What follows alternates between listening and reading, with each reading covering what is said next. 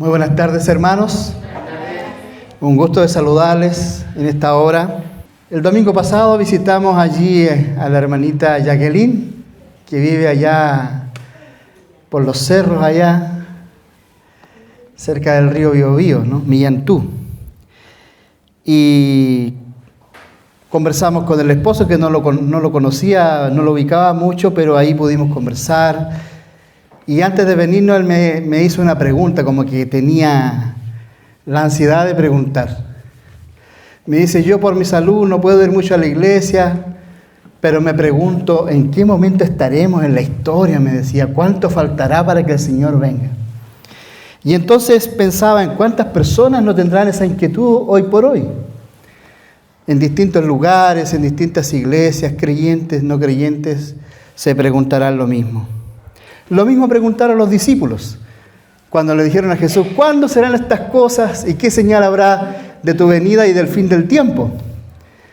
Y entonces Jesús procuró explicarles a través de un sermón bastante largo, donde Él fue mostrando señales, fue hablando acerca de los eventos venideros que tienen que ver con el fin del tiempo y de su venida. En ese contexto, Él les contó una parábola, la parábola de las 10 vírgenes. ¿Les parece que podamos conocer un poco más de esta parábola en esta hora? Vamos a ir allí a Mateo capítulo 25.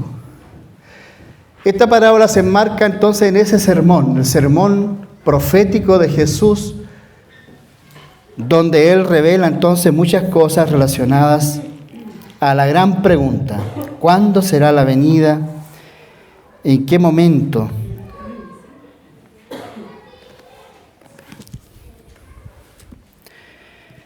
Bien, a partir del versículo 1 entonces Jesús comienza a explicar esta parábola, dice, entonces el reino de los cielos será semejante ¿a qué? A 10 vírgenes, que tomando sus lámparas salieron a recibir al esposo. 5 de ellas eran prudentes y 5 eran insensatas.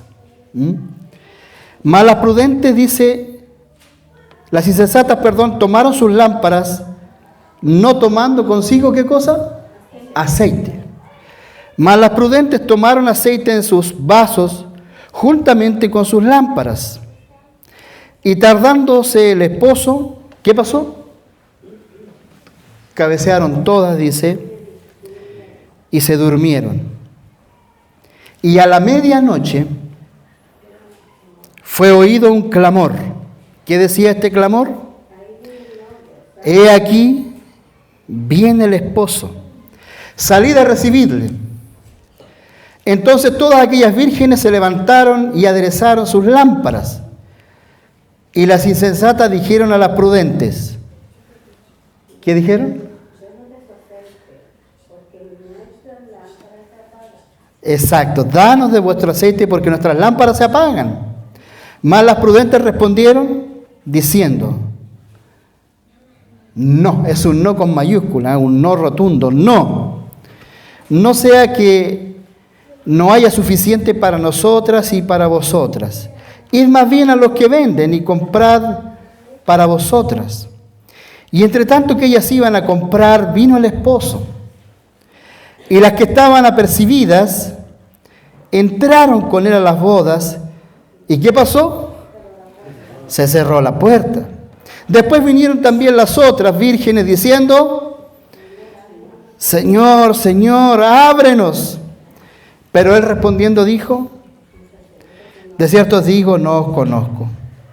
Y el relato termina diciendo, velad, pues, porque no sabéis el día ni la hora en que dijo el Hijo del Hombre ha de venir.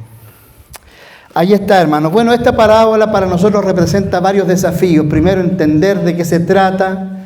Todo indica que es algo que ocurre en una boda, en un casamiento, pero igual es complejo porque las bodas allá no son como acá. En la cultura bíblica las bodas eran diferentes. Para poder entender la parábola tenemos que entender esas diferencias.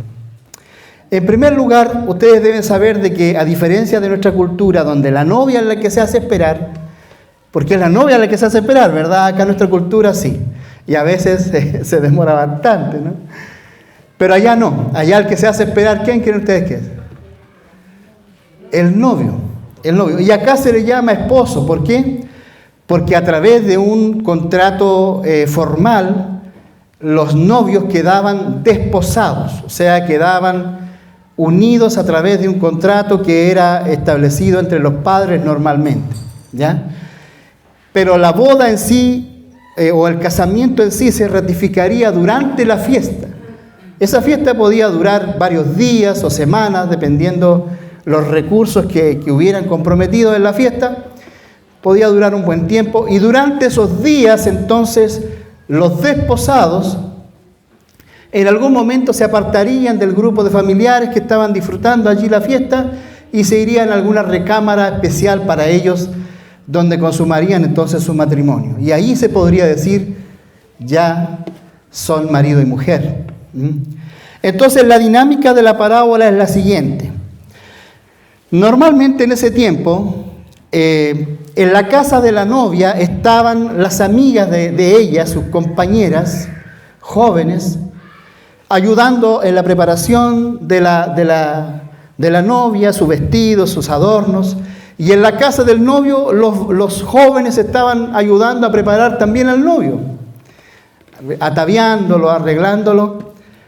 Y entonces en la casa de la novia comienza la espera del novio, porque el novio sale de su casa con toda una comitiva de jóvenes que lo acompañan, y delante de ellos, a varios metros de ellos, va un pregonero. Y ese pregonero va anunciando, viene el novio, viene el novio, viene. Entonces la gente se apercibía y todo el mundo sabía que el novio ya había salido de su casa y se dirigía a la casa de la novia. En la casa de la novia, cuando ya se sentían los primeros anuncios, luego se escuchaba más fuerte el anuncio, entonces ya estaban listas y preparadas, tanto la novia como sus amigas, esperando al novio. Esos dos grupos se unían, se juntaban en la calle o a la entrada de la casa, y juntos se iban al lugar donde se iba a realizar el banquete de bodas, la fiesta de bodas. Muchas veces era en la casa del novio o en otro lugar apropiado para hacer la ceremonia. Más que nada la fiesta en este caso, ¿ya? Entonces, aunque podemos entender el contexto y cómo se hacían las bodas en ese tiempo, la parábola presenta algunos problemas. Hay un problema en esta parábola. No sé si ustedes notaron cuál es el problema. ¿Se menciona el novio? ¿Al novio, al esposo se lo menciona? ¿Sí o no? Se lo menciona. ¿Se menciona al pregonero? ¿Al hombre que va adelante anunciando que viene el esposo? ¿Se lo menciona a él?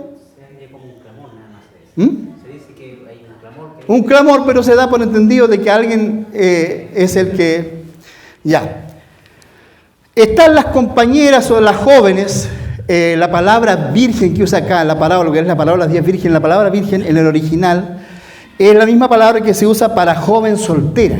Ya, joven soltera es lo primero que aparece, y después aparece entre varios términos la palabra virgen. Los traductores decidieron escoger la palabra virgen, pero podemos entender que se trataba de muchachas jóvenes solteras. Entonces, pero falta un integrante importante en este cuadro, en esta historia, falta alguien importante. ¿Quién es? ¿Quién falta en esta parábola?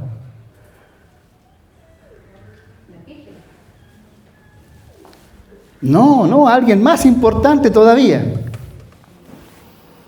Está el esposo, están las compañeras, está la persona que va anunciando, pero falta alguien. ¿Quién? La esposa, correcto. No está la esposa en toda la parábola, no aparece la esposa. ¿Por qué? ¿No lo notaron ustedes? Según la tradición se supone que las 10 vírgenes acompañan a la esposa, pero no está la esposa, no es mencionada. Bueno, hermanos, indudablemente que esta parábola tiene algunos aspectos que son simbólicos, son aspectos que hay que interpretar, que hay que sacar la enseñanza que está allí. ¿Por qué no aparece la esposa en esta historia? ¿A alguien se le ocurre por qué no aparece? ¿Puede ser una explicación? ¿Habrá otra? Hermanos, miren, les voy a explicar. Jesús contó esta historia principalmente para quienes estaremos en pie cuando Cristo vuelva. Para la generación de fieles que espera la venida del Señor. Y esas 10 vírgenes representan a todos aquellos que creen y han aceptado a Cristo como Salvador, a todos los creyentes. Estas 10 vírgenes representan a la iglesia del tiempo del fin, a la esposa. Las 10 vírgenes, si no hay esposa en la historia, significa que probablemente son ellas las que han sido llamadas a unirse al esposo. Bueno, alguien puede decir, pero eso es medio raro. Pero les voy a explicar por qué nos resulta raro entenderlo. Se supone que los que estarán en pie cuando Cristo vuelva son la iglesia del tiempo del fin, ¿verdad? Pero bíblicamente el concepto de iglesia no es una organización, no es una institución en sí, sino que son todos aquellos que han sido llamados a unirse a Jesús. La palabra iglesia en el original es la palabra eclesía, que significa llamado a reunión. Todos los que han sido llamados a unirse a Cristo son la iglesia. Y en este caso son 10, porque siempre el 10 está asociado a una totalidad. En este caso, 10 vírgenes es la totalidad de los llamados en el tiempo del fin y son la iglesia. Porque finalmente el llamado es individual a cada ser humano, a cada persona. No es porque alguien podría decir, bueno, esta es la iglesia verdadera y los otros son la iglesia falsa. Pero no es así. Todos los llamados a estar unidos a Cristo y a esperarlo a su segunda venida son la iglesia. Y estas 10 muchachas representan a los que han sido llamados.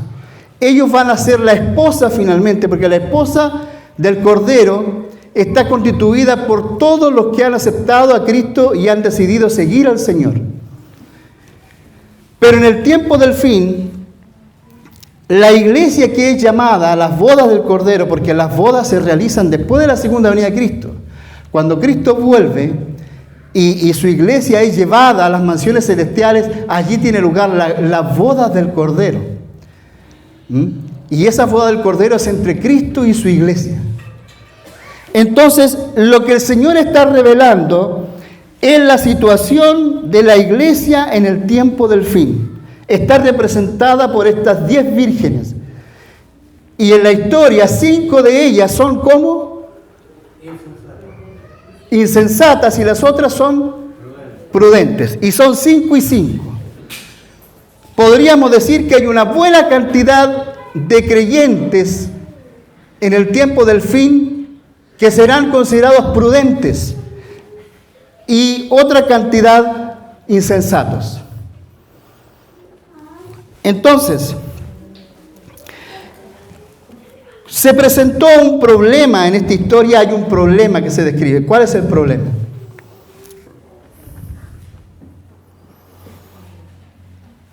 Dice que las vírgenes prudentes tomaron aceite, llenaron sus lámparas con aceite, pero tomaron extra. ¿Y las insensatas tomaron también aceite o no? Sí. Tomaron, ¿verdad? También llenaron sus lámparas, pero no tomaron extra, no tomaron aceite extra. Entonces, ¿qué pasó? El esposo ¿qué dice la parábola? El esposo se tardó. Hubo una demora del esposo. Y en esa demora, ¿qué pasó con las vírgenes? Dice que comenzaron a cabecear. Es como cuando a veces llegamos el sábado de mañana y a veces el sermón se alarga un poco. Aquellos que han trabajado duro durante la semana a veces comienzan su cabeza empieza el sueño, claro. Exacto. Empiezan a sentir con la cabeza, ¿no? Pero en el fondo es el sueño que los está venciendo. Entonces, mis hermanos, dice que todas, tanto las prudentes como las insensatas, todas se durmieron. En eso tenían en común todo. Todas se durmieron. Todas se durmieron. Se durmieron a causa de la tardanza del esposo. El esposo se demoró. Y lo que está diciendo el Señor en este sentido es que del mismo modo, en el tiempo del fin, todos los creyentes, los que son parte de la iglesia, se dormirán por igual. Y aquí viene una de las preguntas importantes. ¿Nosotros estamos dormidos o estamos despiertos? ¿Estamos dormidos o estamos despiertos? ¿Qué significa dormirse, hermanos, en términos proféticos? ¿Qué significa estar dormido? Despreocupado. ¿Qué más puede significar? ¿Qué significa espiritualmente estar dormido? Hay una palabra importante, estar alerta. Con el sueño se pierde la alerta mental de los reflejos. Si nosotros nos quedamos dormidos, somos inconscientes de lo que está pasando a nuestro alrededor. Eso es lo que sucede, ¿no? El momento en que usted se duerme, pueden pasar horas y usted no se acuerda de lo que está... no sabe lo que sucede mientras usted está durmiendo, está inconsciente. Entonces, pareciera ser que esto indica que en el tiempo final, previo a la venida del Señor, el pueblo de Dios, esparcido por todo el mundo, todos los creyentes que constituyen la iglesia, se dormirán. No serán conscientes de lo que está ocurriendo. ¿Será que nos está pasando eso, hermano? ¿Será que nos está pasando eso? Porque el enemigo no se duerme, sus planes avanzan cada día, avanza la agenda del tiempo final, avanza a pasos agigantados. ¿Estamos siendo conscientes de lo que está ocurriendo? Según la parábola dice que todos se dormirán, todos, sin excepción. Y esto es un grave peligro. Pero finalmente dice el relato de que se escucha el clamor. Se escucha un clamor. Y ese clamor, si tiene alguna referencia con los eventos finales, de acuerdo a como nosotros lo hemos interpretado, debiera ser el remanente final el que da ese clamor a toda la humanidad, para despertar a los que están inconscientes de lo que está pasando. Y entonces ahí viene el gran problema. Porque una vez que los que han abrazado esta esperanza despiertan, se verá que algunos están verdaderamente preparados y otros no. ¿Y en qué consistía esa preparación? Ya lo dijimos. En guardar una reserva extra de aceite. ¿Es un detalle o no, hermanos? Es un detalle, pero un detalle fundamental. ¿Qué significa esto? ¿Qué significa hacer una reserva mayor de aceite? No sé si se han puesto a pensar en eso. Yo lo estuve meditando. 5 tomaron más aceite y las otras 5 no. Para cuando vino el esposo y despertaron, las lámparas ya prácticamente se habían apagado. Era necesario echar más, porque aún quedaban cosas por hacer. Había que salir a la calle y dirigirse después a la casa del novio. Y sin aceite, hermanas, podían extraviarse. Era fundamental el aceite. Entonces, cuando las 5 insensatas se dieron cuenta que ya no tenían y que no tenían más, entonces pidieron, pero se les dijo no. Ya no es tiempo de compartir el aceite, ustedes deben salir a comprarlo. Y en eso vino el esposo, entró a las bodas con los que estaban preparados y el resto quedó afuera. Una enorme cantidad de personas que tal vez abrazaron esta fe no entrarán a las bodas del Cordero. No entrarán, hermanos.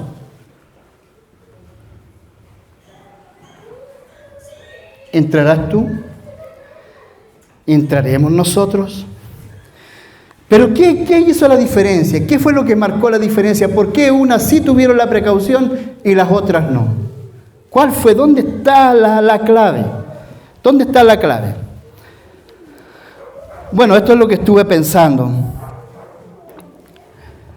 Colocar más aceite es un acto de prevención, es un acto de adelantarse a los hechos. En la familia, ¿quién normalmente se anda adelantando a las cosas y se precave de las cosas? ¿Quién hace eso normalmente? ¿Ah? La mujer, muy bien, la mujer, justamente. La mujer, yo lo veo en mi esposa. Cuando salíamos por las iglesias, a veces andábamos todo el día y los niños encontraban por ahí un lugar y se ensuciaban y había que ir al culto. Y yo decía, pero ¿cómo vamos a hacer ahora? Y mi esposa me decía, no te preocupes. Yo traje ropa extra. Yo traje ropa extra para los niños. A veces llega visita a la casa y los hombres decimos, uy, ¿qué vamos a hacer? Se acabó la cosa. No creo que alcance. ¿Qué dice la esposa?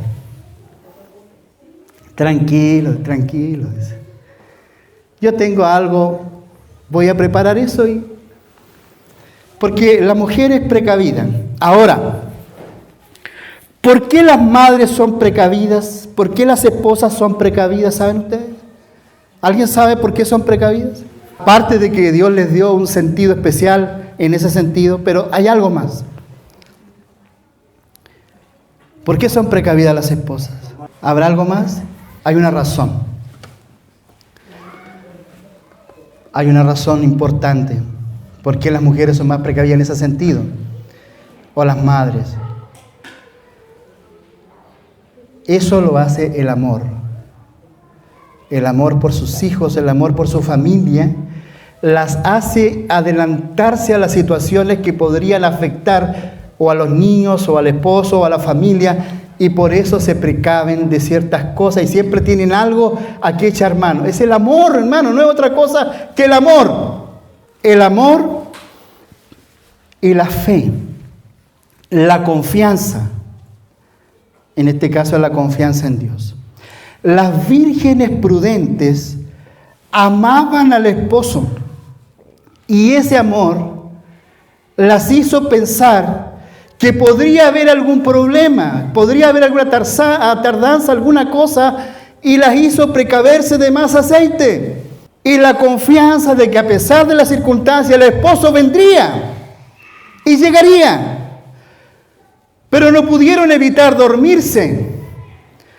Pero al despertar, al momento del gran y fuerte pregón, el conocimiento que tenían del esposo y el amor que tenían por el esposo dio sus resultados. Y el resultado fue que tenían más aceite para sus lámparas. En cambio, las insensatas, aunque en el comienzo aceptaron esta verdad y llenaron sus lámparas, faltó algo importante. ¿Qué fue lo que faltó? Amor. Faltó amor. Finalmente su relación con el esposo fue solamente formal. Y hay una diferencia muy grande entre una relación formal y una relación que nace del amor.